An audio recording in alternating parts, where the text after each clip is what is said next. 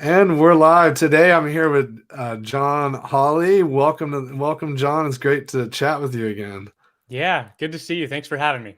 Yeah, we were just chatting a second ago about, I guess the first time we met in person was when you came down to Control the Room in Austin. That would have been 2019, I believe, Yep. right before the pandemic hit. We managed to squeeze that one in person, and that's when you met Johnny Say, who you're starting to work with now. Yeah. Yeah. Well, he's working with me. I'm working with him. We're both goofy dudes. So we found out while we met with you, it was just like, why not join forces? Got to do it. Nice. I love it because, um, that was one of the visions of, building community and having the conference is just to create opportunities for more relationships to flourish. And so that's really cool that you guys are doing that. And sounds like you've been hard at work on some courses and a book's coming out. It's really exciting. Yeah, we are pumped, and like we were talking about earlier, kind of burning the candle at both ends type of thing. But we're getting through it together for sure.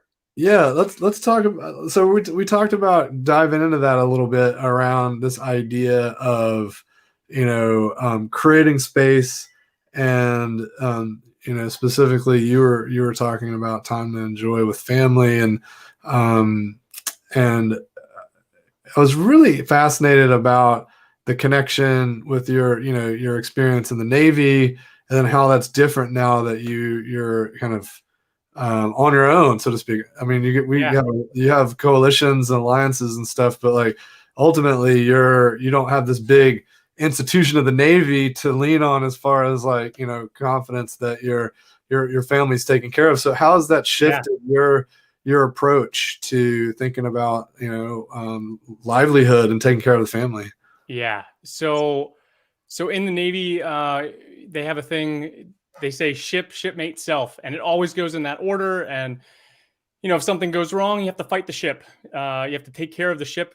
In the long run, you're going to take care of your shipmates, and then kind of put yourself last, type of thing. And that's kind of the mind shift towards always working towards the team, always working towards the mission, etc. And then you go out and you no longer have that, right? You don't have the ship anymore to fight. You don't, Mm. your shipmates aren't there with you and your business.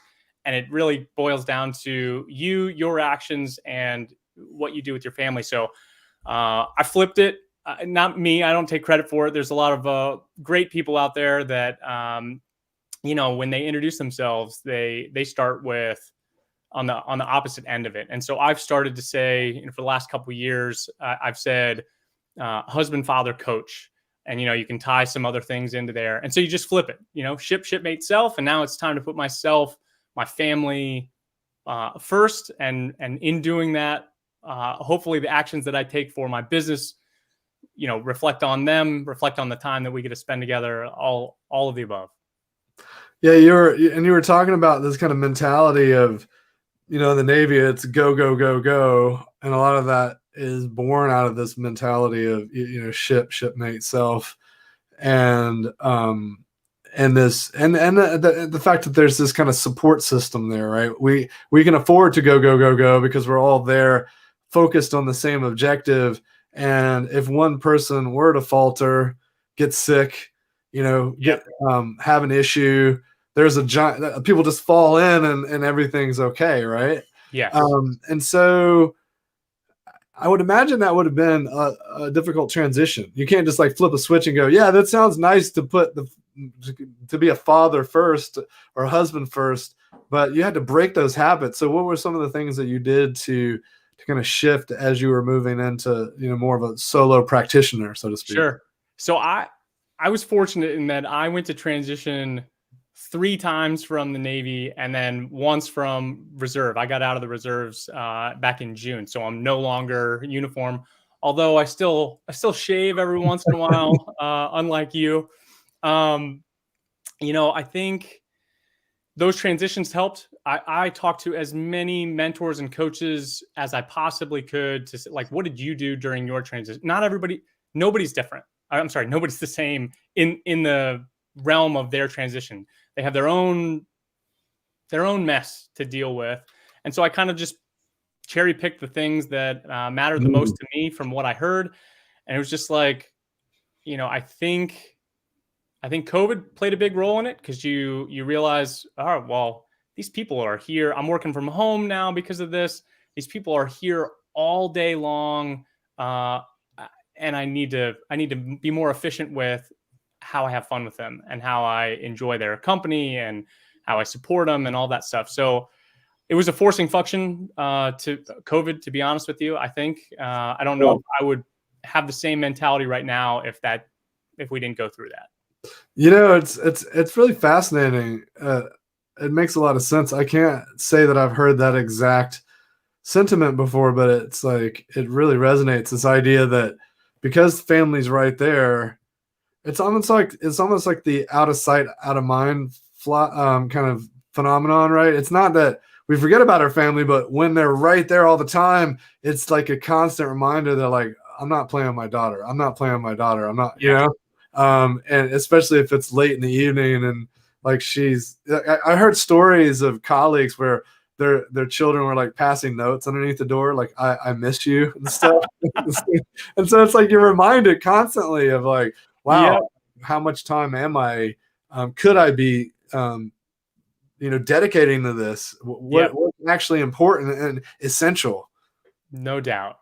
And one of the, I've always known this, you just kind of get refreshed on this over time, but it's like when they're that young, you don't need to play with them for 2 hours. It's like 10 minutes is more than enough to go on a swing and come back in and, like break up your meetings or don't have as many, or be better at finishing. You don't need an hour to do something that might take 20 minutes type of thing. And so, it's just all perspective. And I've obviously been growing with everybody else throughout this whole thing as well. And I'm constantly asking people what they're doing, and I steal the best and use it for myself of what I think, to be honest with you.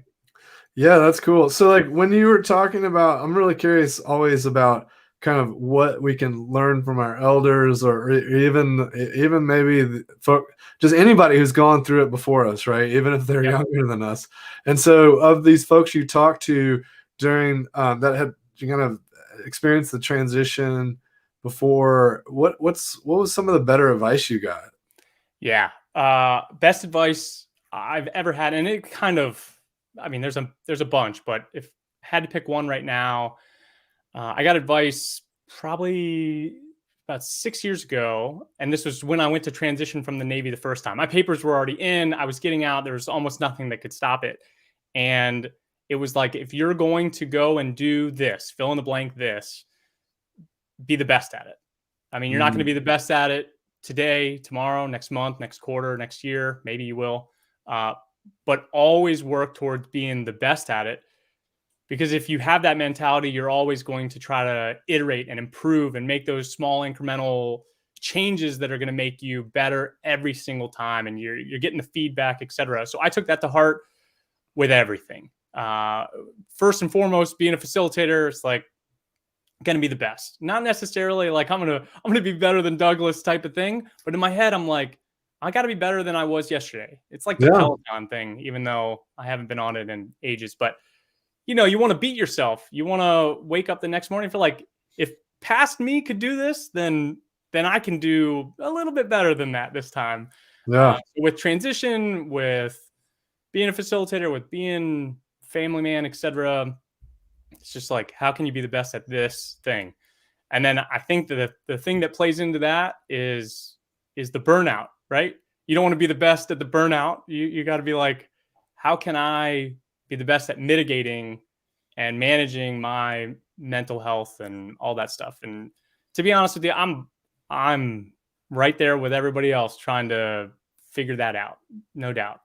Yeah, no doubt. Yeah, it reminds me too of this notion of, pride and craft, and how curiosity and just a growth mindset can serve us so well, if we continue to just stay curious and keep exploring, because I think this notion of being an expert or being perfect is almost it does us a disservice, right? It No does doubt. anybody a disservice, right? Yeah.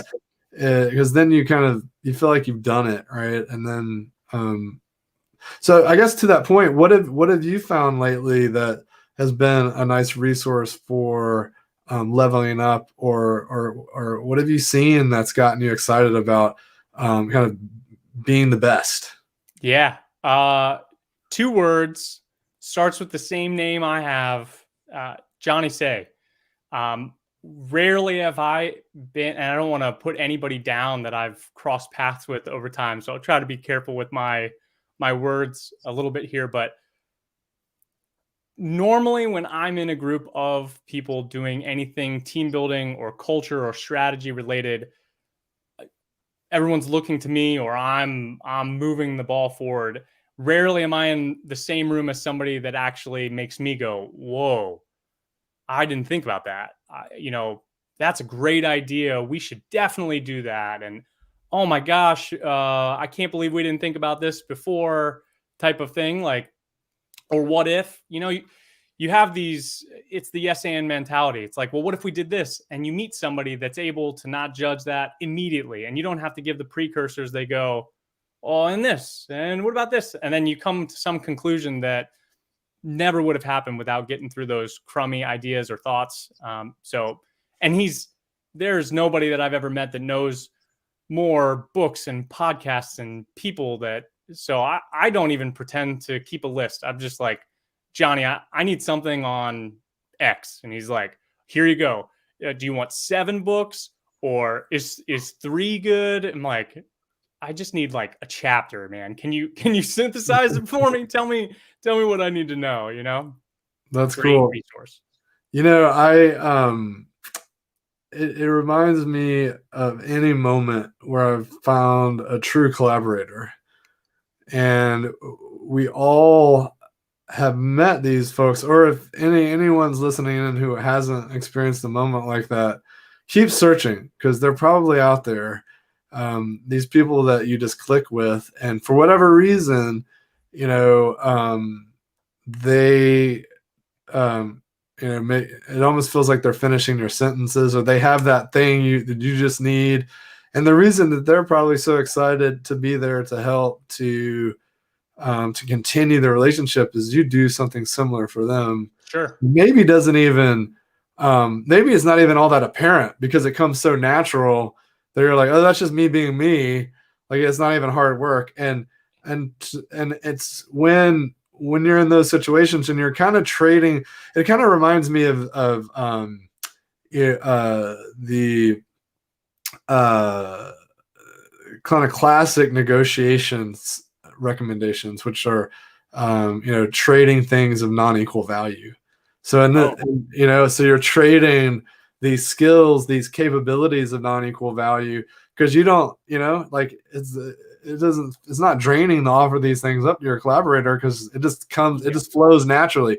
And when you find those unisons, man, those are things to be celebrated, to hang on to tightly, and it's important. Yeah, this won't make very much sense. The thing that clicked with me real quick, it's a friend where when you go out, you pay for everything because you're going to hang out so much that they're going to pay for everything the next time, and it's just in the end, it's going to even itself out. That's exactly what it is to me. It's just like, you're going to give me a lot of your time and energy and effort and the nuggets of knowledge that I would normally have to go pay for tons of money, and you're just going to give it to me. And when it comes around, I'm going to do the same thing for you and fill in your gaps. You're filling, it's just the way it works. It's great. Yeah, I love this, and it's almost like the net. It generates energy, right? Yes. Usually, if you think about the laws of physics, right, it's like energy is not created; it just flows from one thing to the other. And a lot of relationships are like that, right? It's like almost tit for tat. It's like you're keeping score of like, oh well, you did this. What can you Venmo me the this or that? And it's like with the kinds of collaborative relationships like we're talking about here, it's almost like just the combination of the two just generates, and there are no assumptions or no, you don't have to check in on things. I love it. It's great. Greater than the sum of its parts thing, where it's not well, what about getting me back next week or next month? It's like, this is the long game. You find, and that's what this is for me anyways. And I know you found that with your team. It's like, we're in this for the long game. This isn't a one-off type of meeting or workshop or coaching session. It's like, we want to be there for you, teach you how to fish so you can fish yourself, like all that stuff. Oh yeah, carpet looks great. Yeah, thank you. Speaking of the man himself, so I thought I was looking through the comments, and I thought, hey, what a fun way to end. As I was noticing that we're kind of coming up on time. But John, this has been. I didn't realize we were gonna get into like our our love for great collaborators. But man, that's maybe a special message to send people that haven't experienced that. Be on the lookout for folks that might be there in that way, because wow, does it create a lot of meaning in life to connect with people on that level. Absolutely. Awesome. Thanks so much, John. I appreciate you stopping in today, and let's talk more. Absolutely. Yeah, really good talking with you.